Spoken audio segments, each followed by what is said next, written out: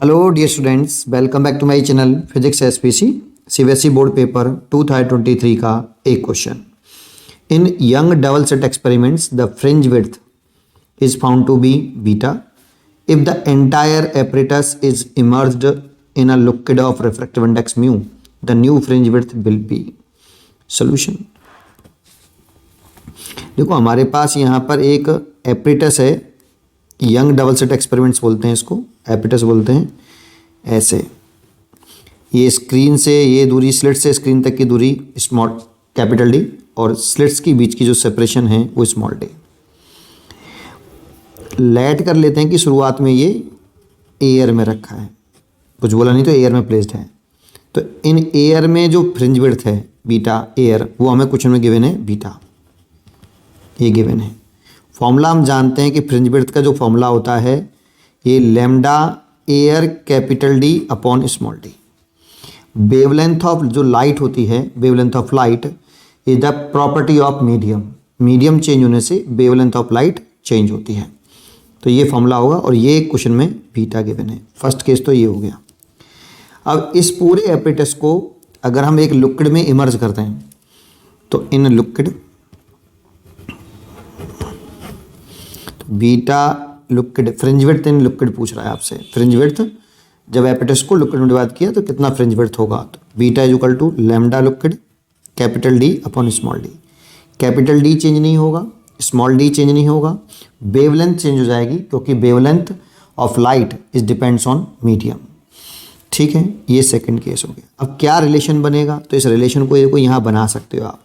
Light मान लो कि पहले एयर है और इधर कोई लिक्विड है, तो लाइट एयर से लिक्विड में जा रही है मान लो। ठीक है, तो लाइट एयर से लिक्विड में जाएगी तो टुवर्ड दी नॉर्मल हो जाएगी। अब हमें रिलेशन बनाना है, तो लाइट किधर से किधर जा रही है, एयर से लिक्विड में। तो ये लिख लो mu into A L, A mu L. इसका रिफ्रैक्टिव इंडेक्स म्यू एयर मान लो, इसका लिक्विड का म्यू एल जो कि क्वेश्चन में गिवन है म्यू, और एयर का हम जानते हैं 1। तो A mu L is equal to क्या लिखते हैं बेटा, mu L upon mu A. अब देखो म्यू में और स्पीड में जो रिलेशन होता है वो इनवर्स रिलेशन होता है, mu is equal to C upon V. Refractive index और स्पीड ऑफ लाइट में इनवर्स रिलेशन है, सी कांस्टेंट टर्म है यहाँ पे। इसीलिए हम यहाँ लिख सकते हैं velocity of light in air और velocity of light in liquid, inverse relation दिखाया है देखो मैंने। और एक फॉर्मूला होता है v बराबर एफ लेमडा। एफ फ्रीक्वेंसी होती है, फ्रीक्वेंसी इंसिडेंट लाइट की और रिफ्रैक्टेड लाइट की सेम होती है। Frequency is the property of source of light. Medium change होने से फ्रीक्वेंसी चेंज नहीं होती है बेटा, इसीलिए speed of light in air लिखें तो फ्रीक्वेंसी और wavelength of light in air divide by frequency same रहेगी और wavelength of light in liquid. Frequency से फ्रीक्वेंसी कट गया। आप इस रिलेशन को ले लीजिए बेटा, ये रिलेशन आपने पढ़ा होगा ऐसे। इसमें इस रिलेशन को इस रिलेशन के इक्वल कर लो, तो mu liquid upon mu air is equal to lambda air upon lambda liquid. इसकी वैल्यू हमें क्वेश्चन में गिवन है म्यू, और एयर का रिफ्रैक्टिव इंडेक्स होता है वो 1, और lambda air upon lambda liquid. यहाँ से लैम्डा लिक्विड निकालें तो लैम्डा एयर अपॉन म्यू। तो याद रखिए हमेशा लाइट की जो वेवलेंथ है वो रेयर मीडियम में ज़्यादा होती है और डेंसर मीडियम में कम हो जाती है बेटा। Wavelength of light in optically rare medium is greater than the wavelength of light in optically denser medium. तो ये देखो ये रेयर मीडियम होगा और ये लिक्विड जो है डेंसर मीडियम होगा। तो देखो वेवलेंथ घट गई है यहाँ पर, जैसे लिक्विड में आपने एपरेटस को दबाया होगा तो लाइट की वेवलेंथ घट गई होगी, और वेवलेंथ घटी है तो फ्रिंज विड्थ भी घट गया होगा।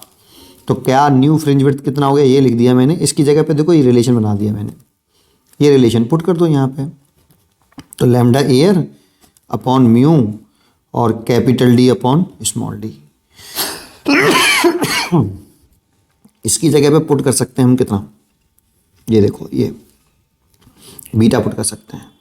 तो बीटा लिक्विड, तो beta liquid fringe width in liquid is equal to fringe width in air divided by mu, और ये हमें दे रखा है बीटा यहाँ पे, तो इसे ले सकते हैं बीटा अपॉन म्यू। तो देखो यहाँ पे फ्रिंज विड्थ घट गई है, म्यू टाइम्स डिक्रीज हो गई है, दिख रहा है।